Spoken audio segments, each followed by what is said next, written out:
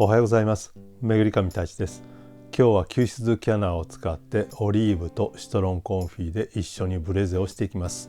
ココット鍋を使ってオーブンには入れずゆっくり未女手にしながら作っていく調理法を紹介したいと思います。それでは吸湿キャナーをオリーブノワetシトロンコンフィ一緒に作っていきましょう。それではまず最初に鴨のもも肉の下処理をしていきます。余分な脂の部分と余分な皮を取り除きます。それとあと表面に毛が残っていれば取り除いてください。その後関節で包丁を入れて半分に切ります。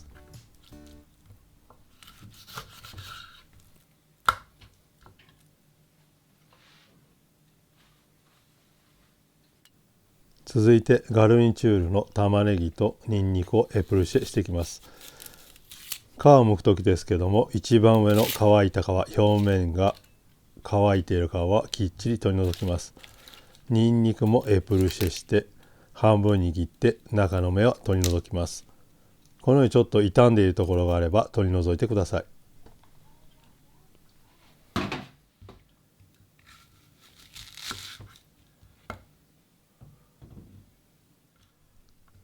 玉ねぎも半分に切ってからもう半分に切ってこのままエマンセしていきます。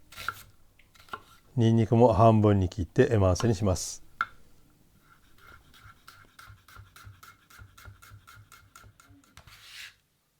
続いてシトロンコンフィ、レモンの塩漬けを切っていきます。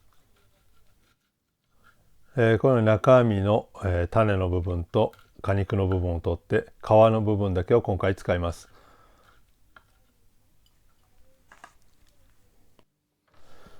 それではココット鍋を温めてオリーブオイルを軽く入れて鴨のもも肉を焼いていきます。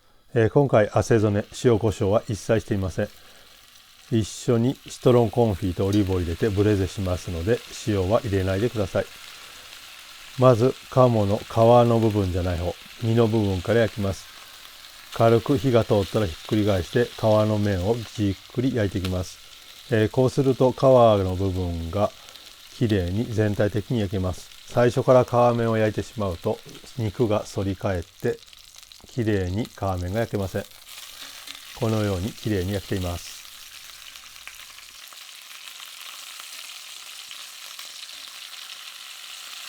皮の面がきれいに焼けたら反対側の面もきれいに焼いていきます。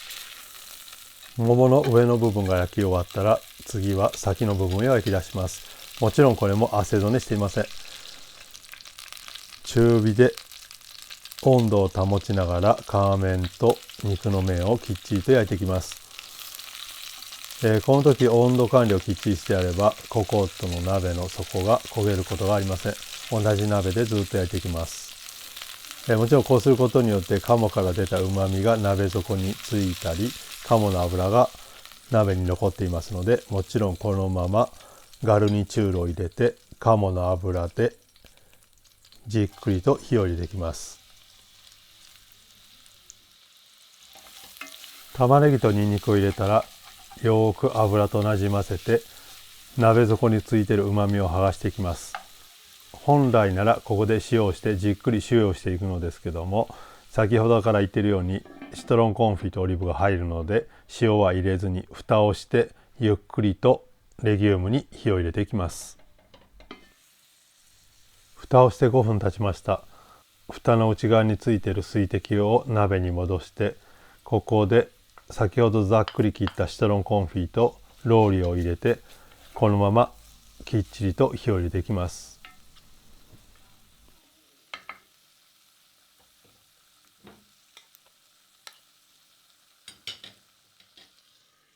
このココット鍋で火を入れる利点ですけども、蓋をして置いておくとこのようにスチームが一切出ずに野菜の持っている水分だけで火が入ってきます。野菜以外の余分な水分を足す必要がないので野菜のうまみが濃縮されて非常に美味しく仕上がります。玉ねぎとニンニクにきっちり火が入ったら白ワインを足します。今回白ワインはシャルドネの品種を使っていて酸味のあるものを使っています。ここできっちり沸かしてアルコール分を飛ばします。もしここで飛ばしきってないと、あとこのままココットで蓋をしながら火を入れます。ですのでアルコールの匂いが少し残って臭くなってしまいますので、きっちりとアルコールを飛ばしてください。アルコール分がきっちり飛んだところでコンカッセトマトを入れます。またこのコンカッセトマト、他に動画がありますのでそちらを参考にしてください。概要欄に貼っておきます。先ほど焼いておいておいた鴨のもも肉を鍋に戻します。もちろんその時引き上げておいた時に出た肉汁も鍋に戻します。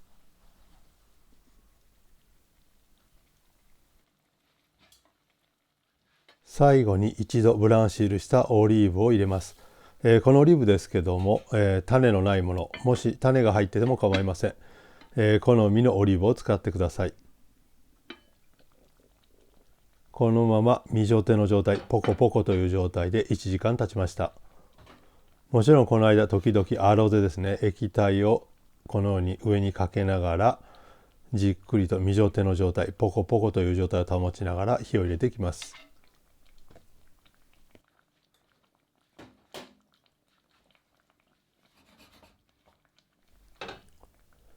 このまままた蓋をしてゆっくり未蒸定の状態で火を入れていきます。時々アロゼしながら2時間経ちました。今回の鴨はトータル3時間で火が入っています。もちろん鴨によっても変わりますのでチェックしてください。火が入ったかどうかは金串などで刺してスッと通れば火が入っています。最後にもちろん味見をして美味しければこれで完成になります。全く塩を入れてませんけどもちょうどいい感じに仕上がっています。それでは温めたお皿に盛り付けていきます。今回ガリンチュールはソムールを戻したもの、クスクスになります。またこの戻し方、作り方ですけども動画を上げますのでそちらを参考にしてください。あとは急須を持ってソースをかけて完成になります。今回ココット鍋を使って白ワイン以外の水分を足さずに材料自身の持っている水分だけでブレゼにしました。ですので銃も非常に美味しく仕上がっています。もちろん鴨のもも肉の代わりに鶏を使っても美味しいですし、子牛のすね肉、あと牛テールなどでも美味しくできると思います。ぜひ挑戦してみてください。それではお疲れ様でした。ボナペティ。